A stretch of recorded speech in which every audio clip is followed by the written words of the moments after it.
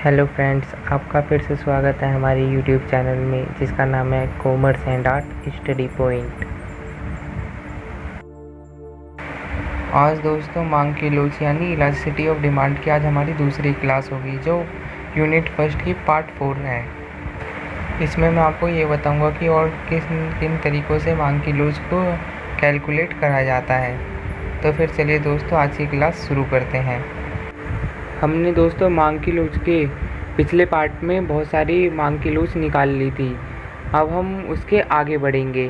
अगर दोस्तों आपने इसकी पिछली वाली वीडियो नहीं देखी है तो आप पहले उसकी पिछली वाली वीडियो जाकर देख लें, आपको डिस्क्रिप्शन में लिंक मिल जाएगा। आज का हमारी पहली लोच होगी मांग की आय लोच। जैसा कि दोस्तों इसमें आय से ही साफ साफ पता चल रहा है इनकम से है। अब हम इसे पढ़ते हैं। मांग की आय लोच उपभोक्ता की आय में हल्के से परिवर्तन के प्रत्युत्तर में उसकी मांग की मात्रा में परिवर्तन होता है। यानी दोस्तों जो उपभोक्ता की आय में ज़रा सा परिवर्तन होता है, यानी उपभोक्ता की इनकम में थोड़ा सा परिवर्तन होता है, उसके प्रत्युत्तर यानी उसके रिस्पेक्ट में उसकी मांग में भी बहुत ज़्यादा या परिवर्तन होता है, ज़्यादा या कम परिवर्तन होता है। इसका फॉर्मूला होता है दोस्तों EI, यानी दोस्तों इलास्टिसिटी ऑफ इनकम, मांग की मात्रा में प्रतिशत परिवर्तन अपॉन में आय में प्रतिशत परिवर्तन। यानी दोस्तों हम इसे ऐसे भी लिख सकते हैं, elasticity of income delta Q upon में delta Y multiply Y upon में Q। यहाँ पर दोस्तों Q जो है वो मांगी गई मात्रा में परिवर्तन है डेल्टा Q, और जो Y है Y जो आय में परिवर्तन है उसे दिखाया गया है, और यह मल्टीप्लाई है, और Y इनकम है जो हमारी पहली इनकम थी, और Q जो हमारी पहली क्वांटिटी थी यानी जो हमारी पहली मांग थी। हमारा दूसरा पॉइंट है मांग की आड़ी लोच। किसी वस्तु विशेष के लिए मांग संबंधित वस्तुओं के मूल्यों में परिवर्तन के कारण परिवर्तित हो सकती है। यानी दोस्तों किसी वस्तु विशेष के लिए मांग संबंधित वस्तुएं दो प्रकार की होती हैं दोस्तों, पूरक वस्तुएं और प्रतिस्थापन वस्तुएं के मूल्य में परिवर्तन के कारण परिवर्तित हो सकती है। यानी अगर संबंधित वस्तुओं के मूल्यों में परिवर्तन होता है तो जो दूसरी वस्तु होती है उसके मांग में भी परिवर्तन हो सकता है। यह संबंधित वस्तुओं पूरक वस्तु हो सकती हैं या प्रतिस्थापन वस्तु। इस प्रकार के संबंध का अध्ययन आड़ी लोच में किया जाता है। यानी दोस्तों जो प्रतिस्थापन वस्तु होती है और पूरक वस्तु होती है, इनकी मांग की लोच आड़ी मांग की लोच के द्वारा ही निकाली जा सकती है। पहले हम दोस्तों स्थानापन्न वस्तु की दशा में देखेंगे कि आड़ी लोच कैसे निकालते हैं। स्थानापन्न वस्तुएं दोस्तों प्रतिस्थापन वस्तुएं होती हैं।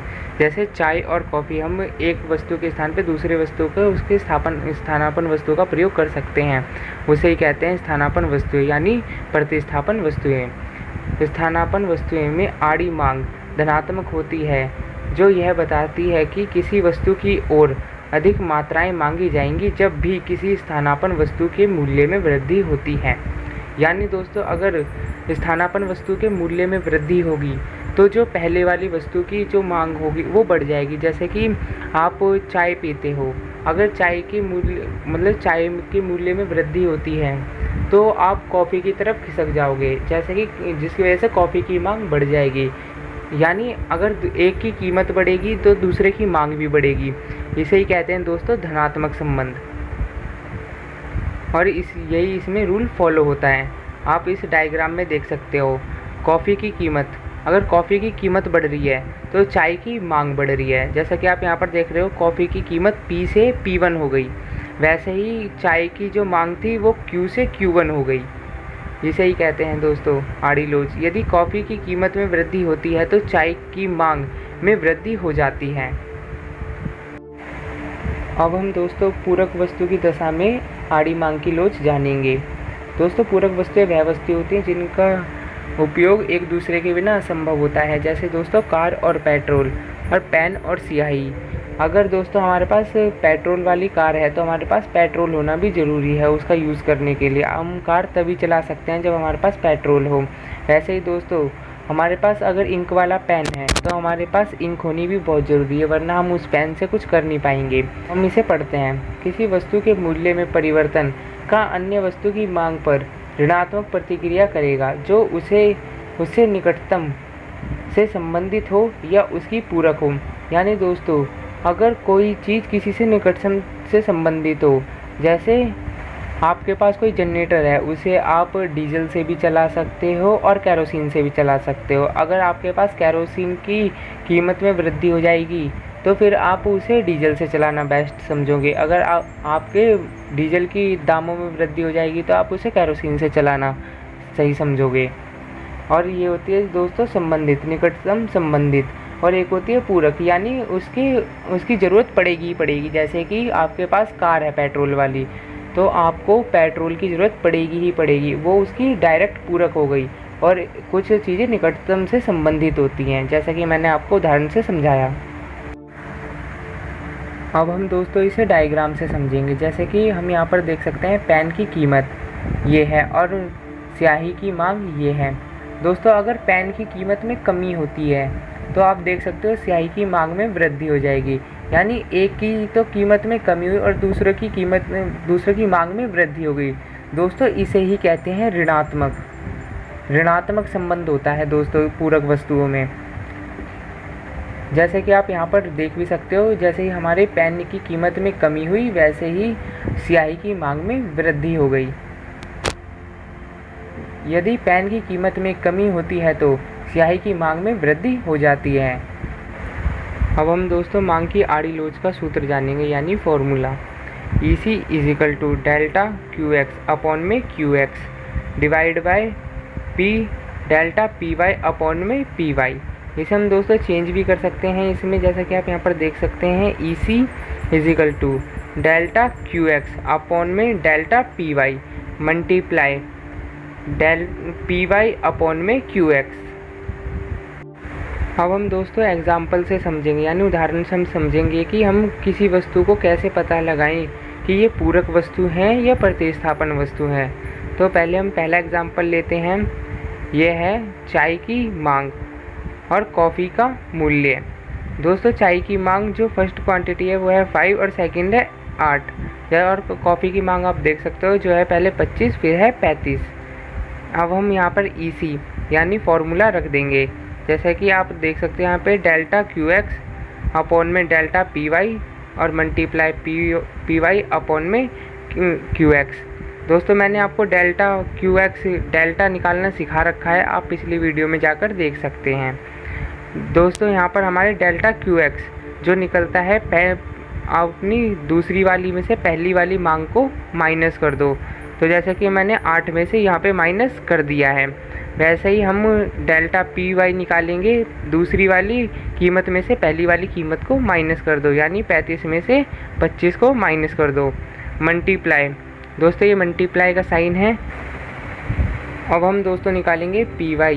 जो PY हमारी पहली कीमत है 25 वो रख दी हमने, और फिर निकालेंगे QX यानी हमारी पहली मांग जो है 5 वो भी रख दी।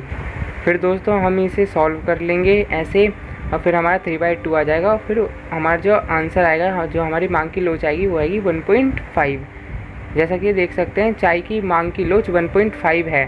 धनात्मक चिन्ह यह दर्शाता है कि यह वस्तु प्रतिस्थापन वस्तु है। यानी दोस्तों मैंने आपको बताया था जो कि पूरक वस्तुएं होती हैं वो उसमें ऋणात्मक संबंध पाया जाता है, यानी उसमें माइनस का साइन होगा। और जो प्रतिस्थापन वस्तुएं हैं उसमें धनात्मक साइन पाया जाता है, यानी उनमें धनात्मक संबंध होता है तो उसमें प्लस का साइन पाया जाता है। अब हम दोस्तों अपने एग्जाम्पल सेकंड से समझेंगे। इसमें है चीनी की मांग और चाय का मूल्य। यानी दोस्तों चीनी की जो मांग है वो 10 से 12 हो जाती है अगर चाय के मूल्य में कमी हो जाए, जैसे कि आप देख सकते हैं यहाँ पर 30 से 25 हो जाए। हम वैसे ही फॉर्मूले में रख देंगे जो हमारा पहला था EC = डेल्टा QX। यानी दोस्तों जो हमारी फर्स्ट क्वांटिटी थी वो जो हमारी सेकंड क्वांटिटी है उसमें से आप फर्स्ट को माइनस कर दें, आपका डेल्टा QX आ जाएगा अपॉन में डेल्टा PX। अपनी सेकंड वाली जो प्राइस है उसमें से फर्स्ट प्राइस को आप माइनस कर दें, आपकी डेल्टा PX आ जाएगा। जैसे कि मैंने यहाँ पे कर रखा है 25 - 30 और 12 - 10 मल्टीप्लाई जो हमारी फर्स्ट कीमत है, यानी जो हमारा फर्स्ट प्राइस है वो है 30 रुपये, वो मैंने रख दिया यहाँ पर। और जो हमारी पहली क्वांटिटी है वो है 10 यूनिट्स चीनी की, वो भी हमने रख दी।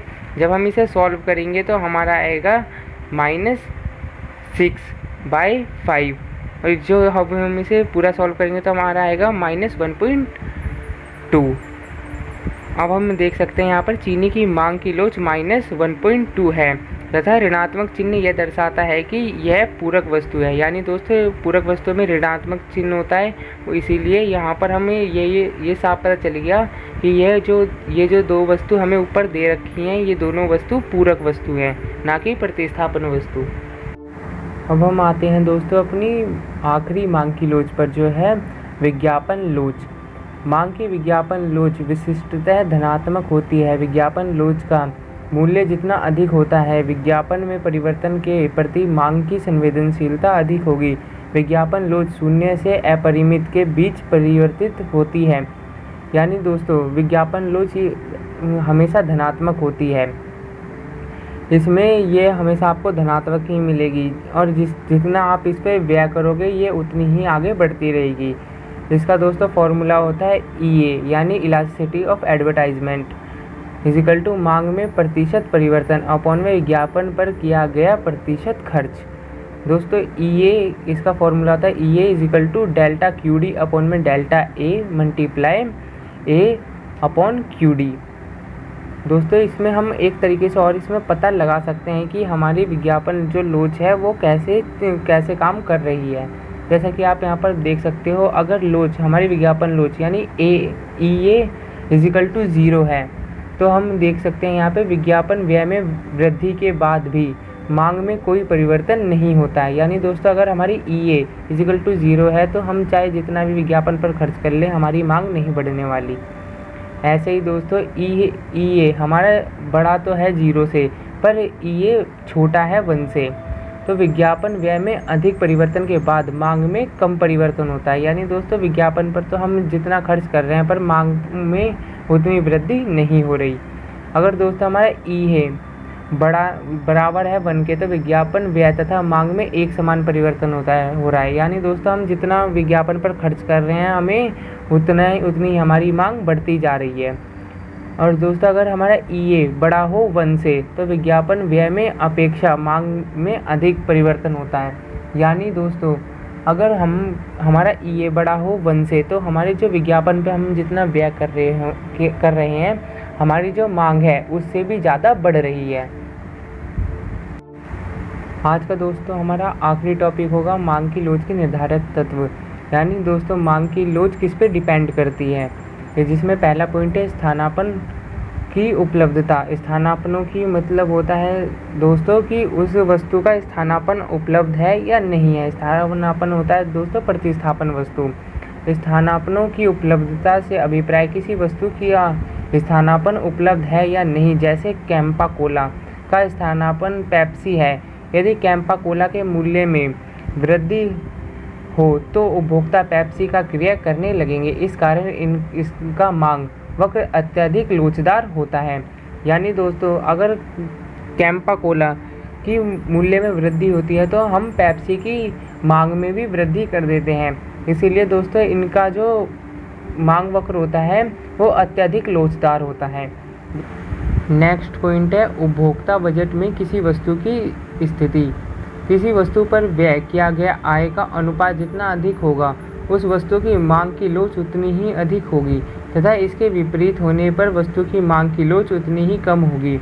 यानी दोस्तों अगर हमारी इनकम 100 रुपये है तो हम 50 रुपये किसी एक ही वस्तु को खरीदने पर लगाते हैं तो हमारी जो मांग की लोच होगी वो उतनी ही अधिक होगी जितनी हम उस पर ज़्यादा इनकम अपनी खर्च करते हैं। और यदि इसका वाइसा वर्सा यानी इसका उल्टा होता है कि हम उतनी ही कम इनकम उस पर खर्च करते हैं तो हमारी उतनी ही उसकी मांग की लोच कम होगी।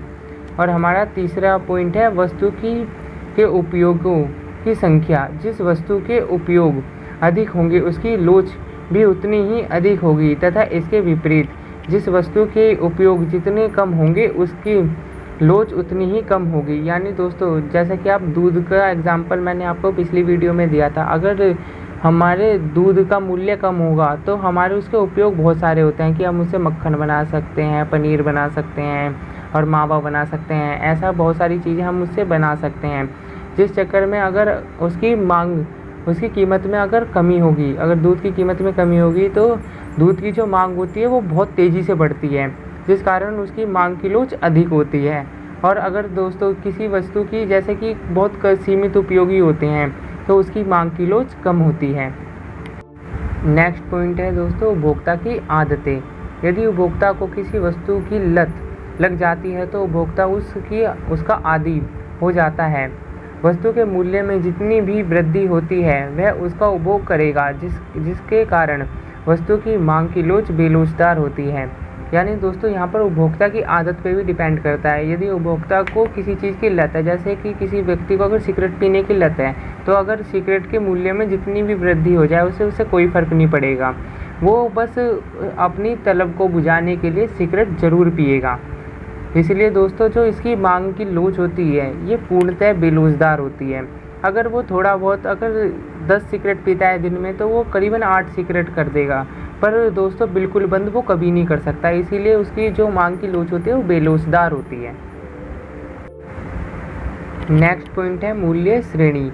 ऐसी वस्तु जो बहुत अधिक मूल्य ऊंचे श्रेणी या बहुत अधिक नीचे श्रेणी में चल रहे हैं उनकी मांग बेलोचदार होती है, लेकिन मध्यम श्रेणी में आने वाली वस्तुओं की मांग लोचदार होती है। यानी दोस्तों जो मतलब बहुत लग्जरी चीज़ें होती हैं, जैसे कि बहुत महंगी महंगी कार जो होती हैं, उनके जो मांग की लोच होती है वो बेलोचदार होती है।